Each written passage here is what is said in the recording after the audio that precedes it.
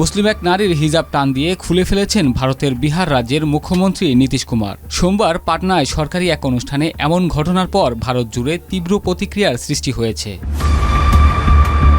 এরই মধ্যে এ ঘটনার একটি ভিডিও সামাজিক যোগাযোগ মাধ্যমে ছড়িয়ে পড়েছে। ভিডিওতে দেখা যায় ৭৪ বছর বয়সী জেডিইউ প্রধান নীতিশ কুমার সরকারি একটি অনুষ্ঠানে এক নারী চিকিৎসকের হাতে নিয়োগপত্র তুলে দিচ্ছিলেন। সে সময় তিনি ওই নারী চিকিৎসকের হিজাব টান দিয়ে খুলে ফেলেন।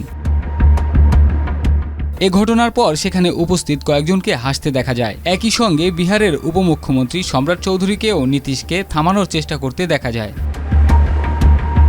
এদিকে মুখ্যমন্ত্রীর এমন কর্মকাণ্ডে তার মানসিক অবস্থা নিয়ে প্রকাশ্যে প্রশ্ন তুলেছে বিরোধী দলগুলো। এ ঘটনাকে জঘন্য হিসেবে অভিহিত করে নীতিশ কুমারের পদত্যাগের দাবি করেছে কংগ্রেস। হিন্দুত্ববাদী বিজেপির সঙ্গে জোট গড়ে মুখ্যমন্ত্রী হওয়া নীতিশের কড়া সমালোচনা করে বিরোধী দল আরজেডি এক বিবৃতি দিয়েছে। তারা বলেছে, পর্দা করা মুসলিম নারীর হিজাব খুলে ফেলে জেডিইউ এবং বিজেপি নারীকে শক্তিশালীকরণের নামে কী রাজনীতি করছে সেটি প্রকাশ করে দিয়েছে।